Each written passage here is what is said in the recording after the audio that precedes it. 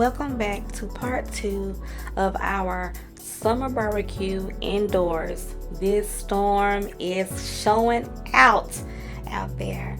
So let's get this cucumber salad started, marinated, and in the refrigerator for maybe an hour or two.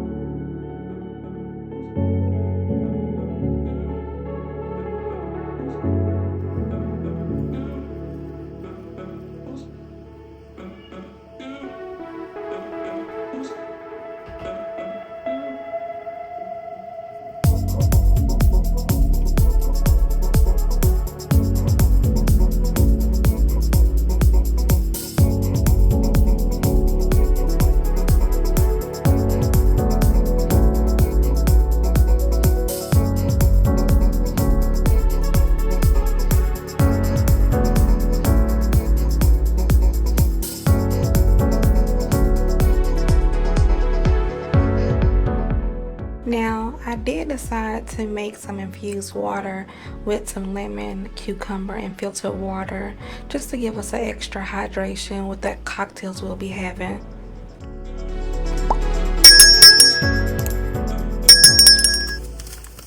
Now, let's start on the syrup for the stewed apples. I did pick up Granny Smith and Honeycrisp apples. I think those apples work the best for stewed apples. They hold up very well. They're sweet, they're tart.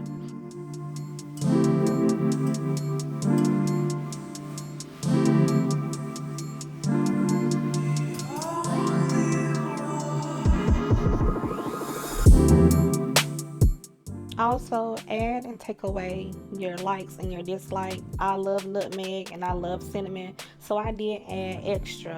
You don't have to do that.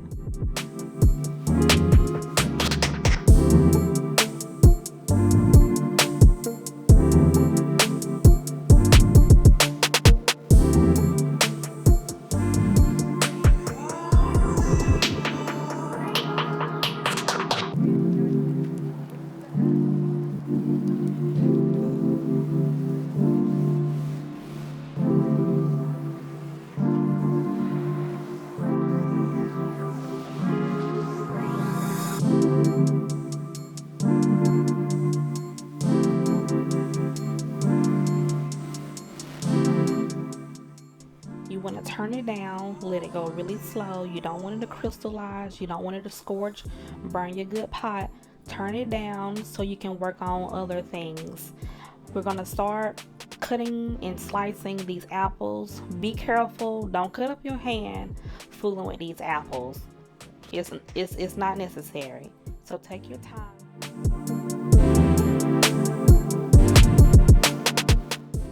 Going into our cast iron casserole dish. I got this dish from Target.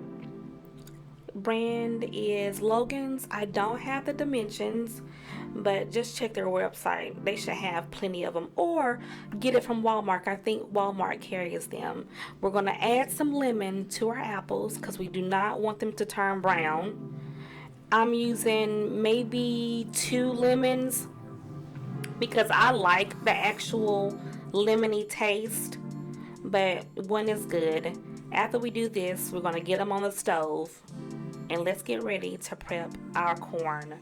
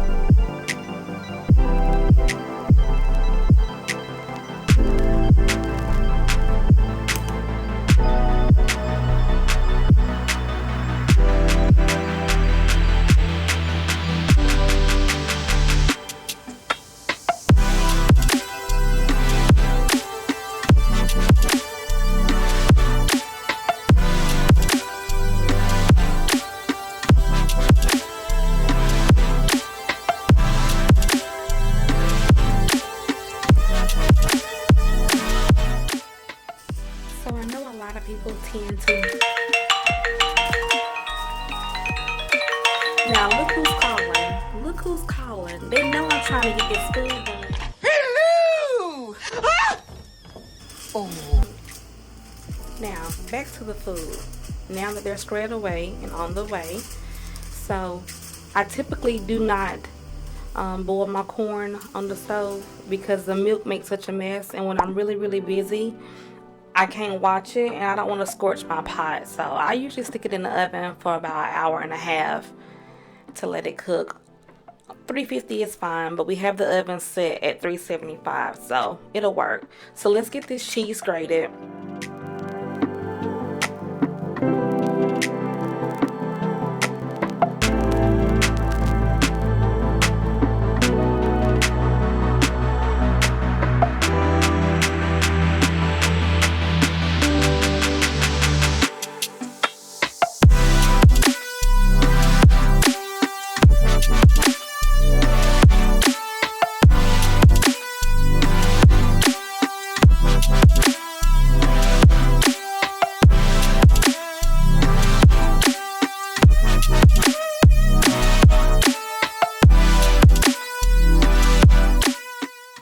After grating the cheese, I don't put it back in the refrigerator because I want it to stay room temperature so it can melt easy and evenly on the macaroni.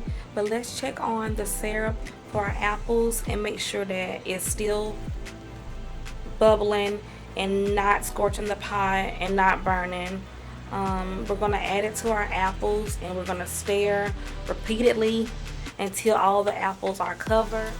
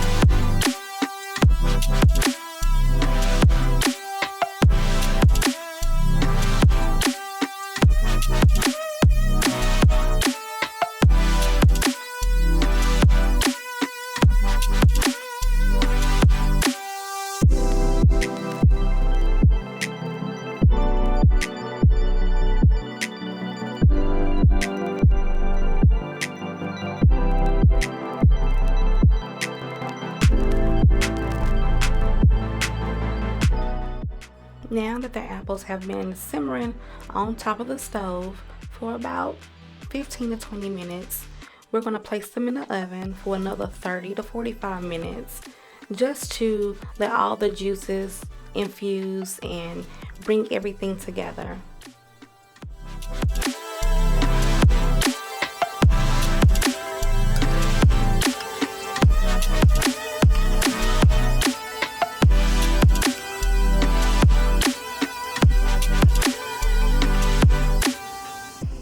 Now, let's get the water started for the macaroni and cheese. There is no right or wrong way to do this. Season it to taste, whatever your family like. We're going for a smoky barbecue theme. It's raining outside, and let's throw a little bit of comfort in there. So we're gonna season it heavy, not too salty, but just enough.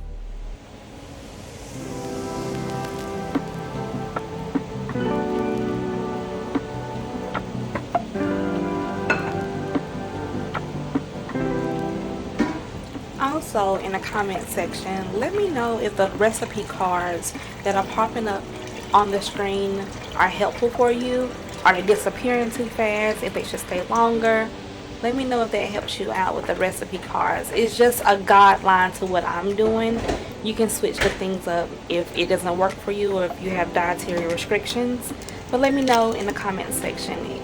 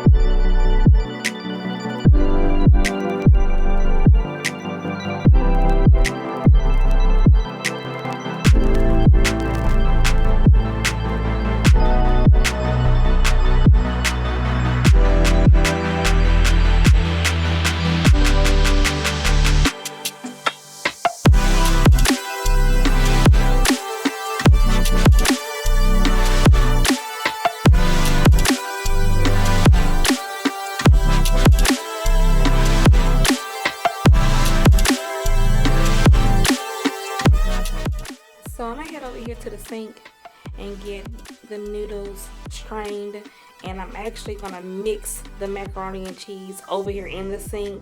The reason why is I'm running behind and I cannot make any extra mess that I cannot just rinse down the sink.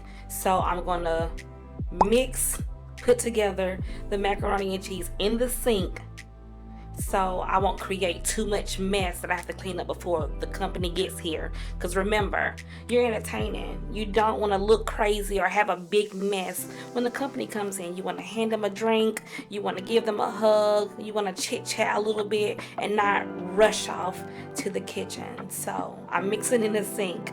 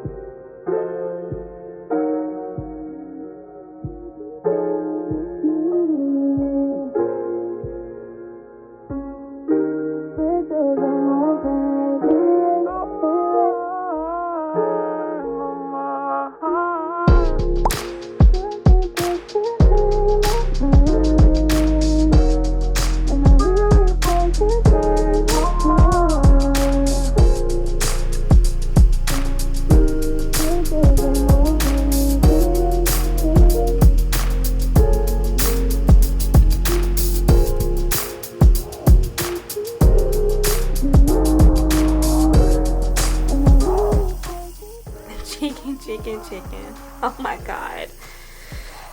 We all have a love-hate relationship with chicken.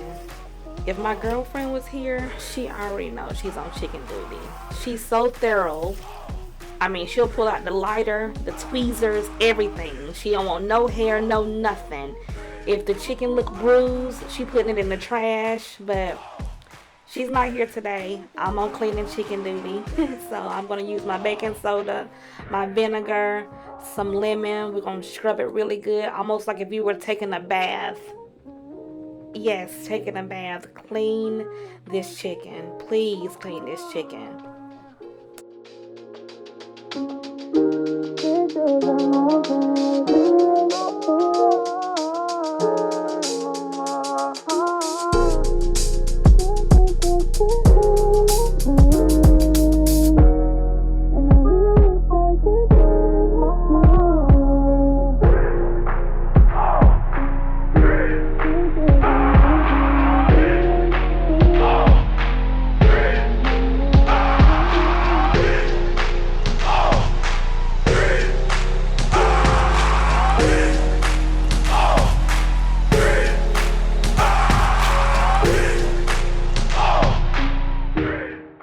Now, after we clean our chicken really well, we want to make sure that we get all the excess water off. So use your paper towel or a dry cloth and get all the water off the chicken. That's going to help with the crispiness. It's also going to help with your seasoning, and your chicken will turn out perfect with all the water gone.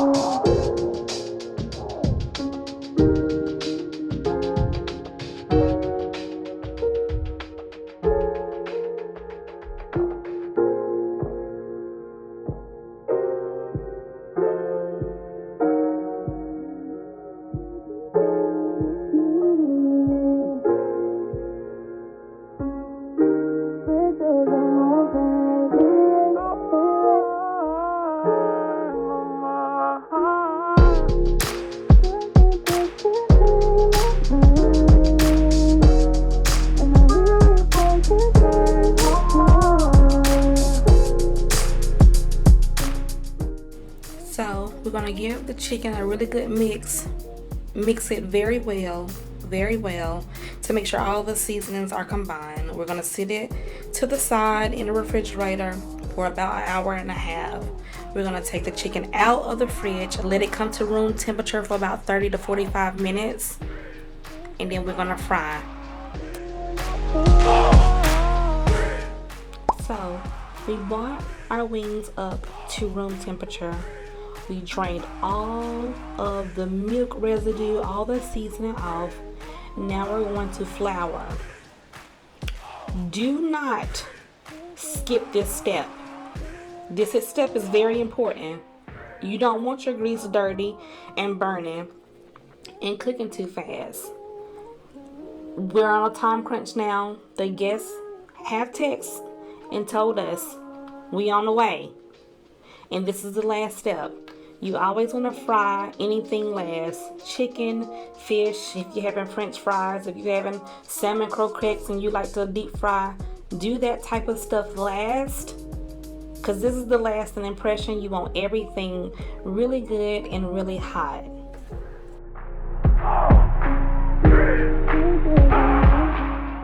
Now listen. I will keep saying, oh, this step is very, very important. No, this step is very, very important. The entire fry process is important. You want to allow the flour to rest on the chicken until it's tacky or it's kind of dried out a little bit before you fry it. I would say this process will probably take 15 to 20 minutes. Let it sit before you put it in your oil Trust me, it'll be so crispy. It'll be so delicious. I had to change my shirt before the company came, so I won't be looking crazy in here.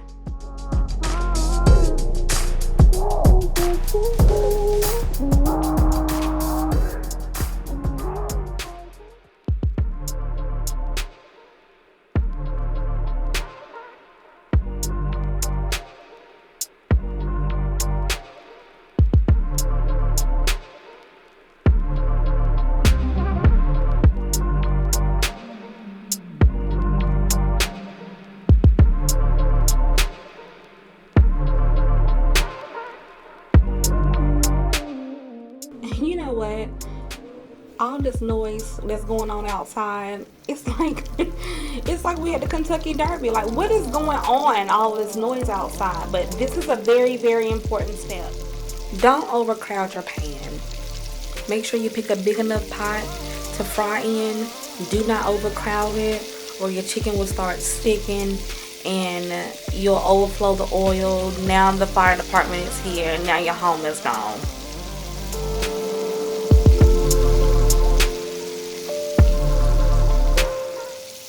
Watch this chicken. This is important. This is important. Don't mess this up and don't burn it.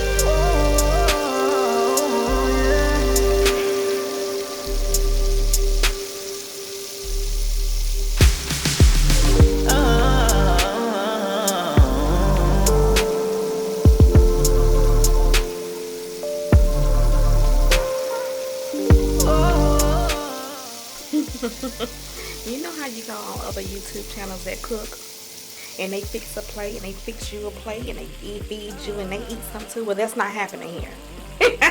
That's not happening here. But look at this damn chicken. Look at this damn chicken.